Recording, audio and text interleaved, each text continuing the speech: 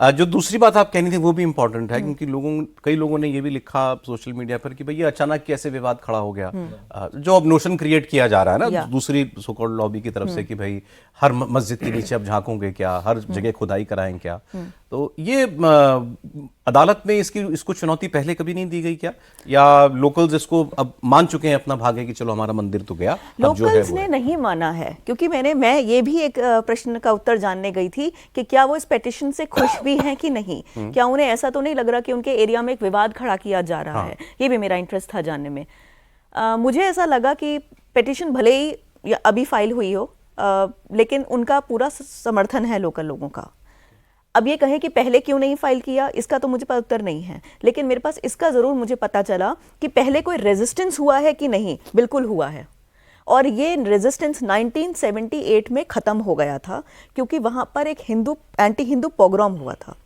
वहाँ पर एक दंगा हुआ, जिसमें कहते हैं ना कि एक ऐसा बाउट ऑफ वायलेंस जिसमें, जैसे मैंने बताया, 25 में से 23 मरने वालों की संख्या सिर्फ हिंदू थे। तो वो उसका जो साइकी पर उनका जो असर हुआ इतने सालों में वहाँ तो वो एक तरीके से वो दब गए। फिर कभी ये हिंसा भी मस्जिद को लेकर ही हुई थी। हाँ, इसे थोड़ा सा नुआंस्ड है, अगर आप जानना चाहते तो मैं भी बता सकती हूँ।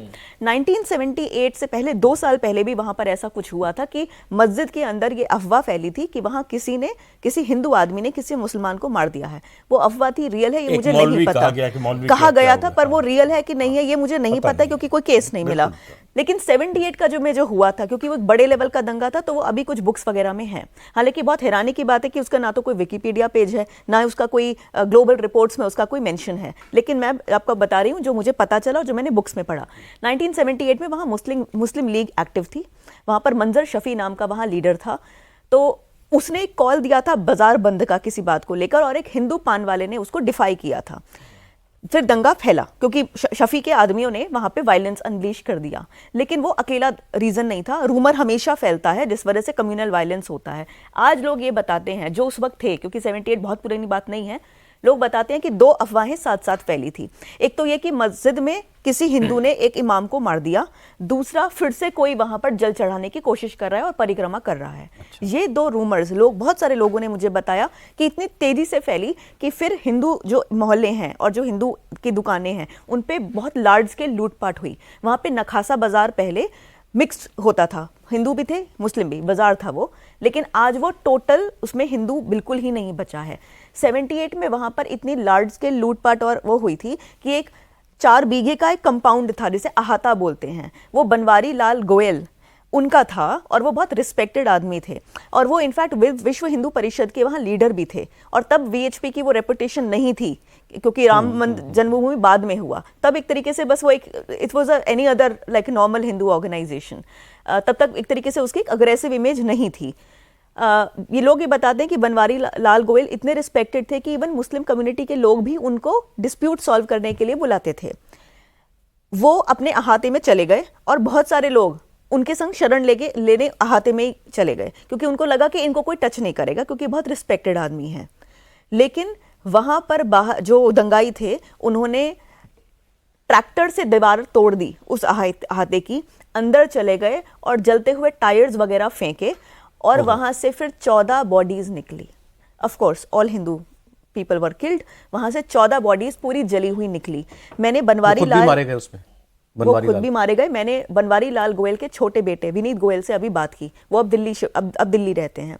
उन्होंने मुझे बताया कि जब वो 6 घंटे बाद उस अहाते में पहुंचे परिवार देखने की, मतलब जब उन्हें पता चला और वो पहुंच पाए, तो उन्होंने देखा कि वहां एक भी बॉडी भी नहीं थी, सिर्फ राख थी, सब कुछ राख था। सिर्फ चश्मे का एक छोटा सा हिस्सा उनको मिला था, जिससे उन्हें पता चला कि हमारे पिताजी भी उसमें नहीं रहे। और वहां पर सिर्फ एक आदमी बचा था, हरद्वारी लाल, वो रसोईया था, वो किसी ड्रम में छुप गया था। ऐसे बहुत लोगों ने मुझे कंफर्म भी करा, और ये बिग बुक्स में भी है, मैंने बुक्स के रेफरेंसेस भी कोट किए हुए हैं अपनी रिपोर्ट्स में।